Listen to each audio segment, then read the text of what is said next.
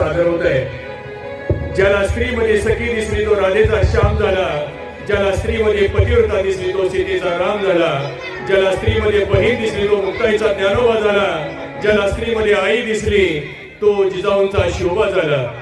असं आईची महती आपण ऐकलेली आहे। स्वामी तिन्ही जगाचा आई विना भिकारी असं म्हटलं जातं। आईचं स्थान हे नेहमीच आपल्या आयुष्यात आढळ स्थान राहिलेलं आहे।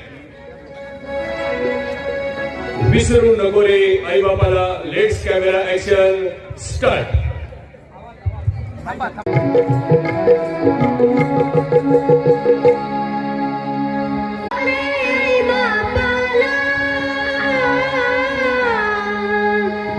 विसरू नको